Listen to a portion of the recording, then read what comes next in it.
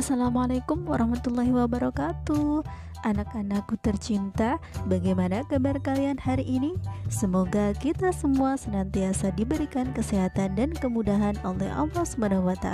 Sebelum pembelajaran dimulai, marilah kita berdoa terlebih dahulu. Pada pertemuan kali ini kita akan membahas materi kelas 4, tema 8 daerah tempat tinggalku, subtema 2 keunikan daerah tempat tinggalku, pembelajaran 2. Dayu berasal dari Bali. Bali terkenal dan kaya ragam tari-tarian yang indah.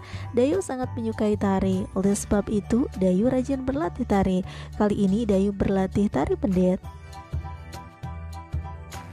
Indonesia terdiri atas berbagai suku bangsa yang tersebar di berbagai daerah. Setiap daerah memiliki jenis tarian dengan keunikan tersendiri. Misalnya, keunikan tari dari Bali diantaranya dalam penampilannya, gerak-gerak tarinya dilakukan dengan energik dan dinamis. Selain Bali, daerah lain juga memiliki ragam tari daerah berbeda. Tarian apa sajakah itu? Ayo kita cari tahu bersama. Apa saja karya tari yang kamu ketahui? Dari daerah mana karya itu? Coba cari tahu berbagai karya tari dan daerah asalnya, kemudian tuliskan dalam kolom berikut.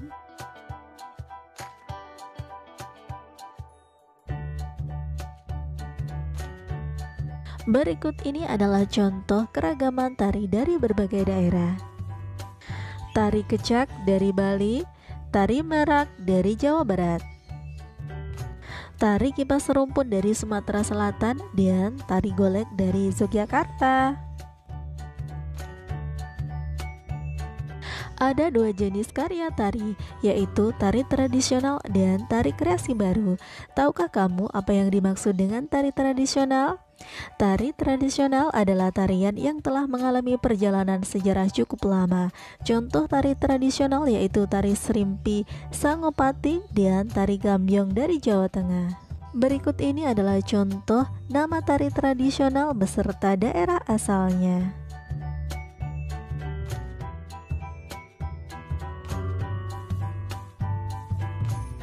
Tahukah kamu apa yang dimaksud dengan tari kreasi baru?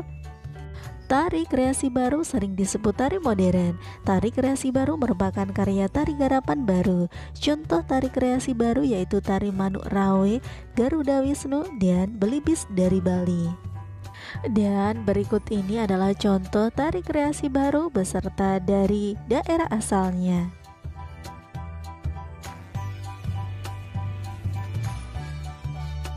Sekarang simaklah cerita yang berjudul Terjadinya Selat Bali. Terjadinya Selat Bali. Manik Angkeran adalah putra Sidi Mantra, seorang Brahmana. Manik Angkeran dan ayahnya tinggal di kerajaan Daha, Bali saat Pulau Bali belum terpisah dengan Pulau Jawa. Manik Angkeran suka sekali menghambur-hamburkan harta orang tuanya. Berulang kali Sidi Mantra menasihati anaknya, namun Manik Angkeran tidak mau mendengarkan nasihat ayahnya. Harta orang tuanya pun dihabiskan, bahkan ia berani berhutang kepada orang lain. Pada akhirnya Manik dikejar-kejar penagih utang. Sidi Mantra tidak tega, hartanya sudah habis, tapi Sidi Mantra tidak mau anaknya celaka. Suatu saat Sidi Mantra mendapat petunjuk lewat mimpi untuk meminta pertolongan pada naga Besuki di Gunung Agung. Naga Besuki adalah naga hijau besar, ekornya penuh dengan emas dan permata. Sidi Mantra segera bergegas untuk menemui naga Besuki di Gunung Agung. Sidi Mantra menjelaskan maksud kedatangannya kepada naga Besuki. Sidi Mantra meminta sedikit harta untuk membayar utang-utang Manik Angkeran. Naga Besuki bersedia untuk membagi sebagian hartanya. Naga Besuki mulai menggoyang-goyangkan ekornya, seketika beberapa emas dan permata pun rontok. Sayangnya harta yang didapat ayahnya kembali digunakan Manik Angkeran untuk berfoya-foya. Manik Angkeran yang kehabisan harta akhirnya mencari tahu tempat ayahnya mendapat harta.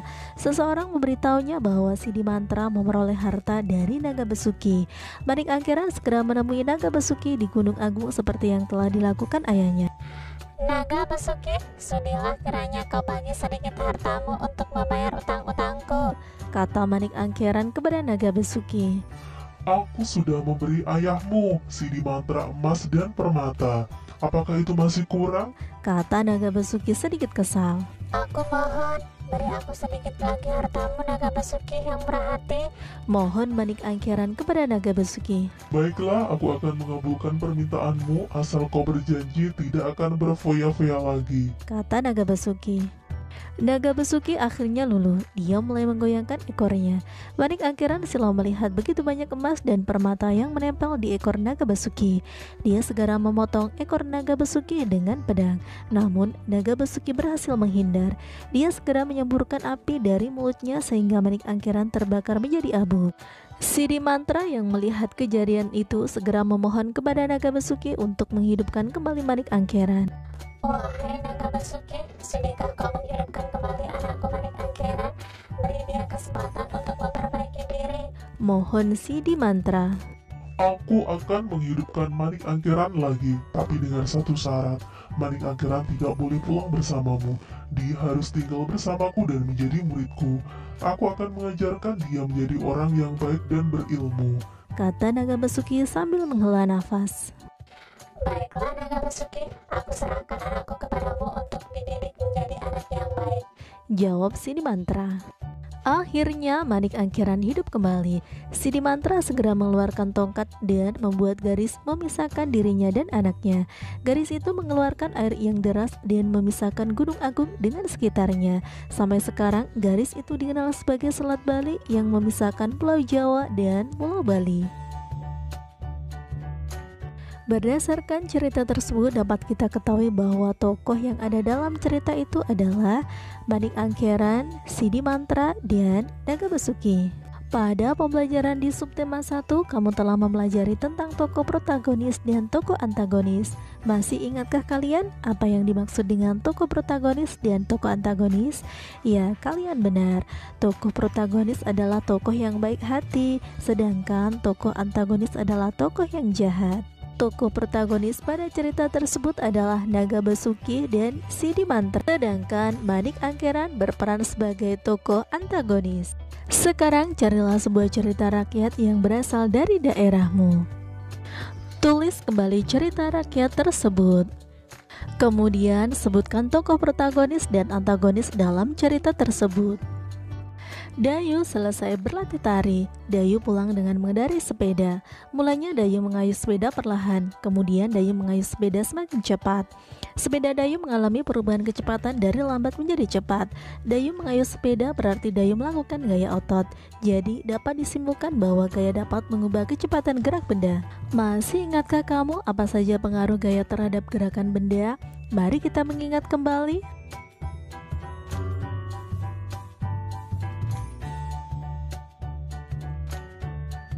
Sekarang perhatikan gambar-gambar peristiwa gerakan benda berikut ini. Lalu sebutkan pengaruh gaya terhadap gerakan benda. Tempelkan pada tabel berikut ini. Nah anak-anak, sampai di sini dulu pembelajaran kita hari ini. Sampai bertemu kembali pada kegiatan pembelajaran berikutnya. Wassalamualaikum warahmatullahi wabarakatuh.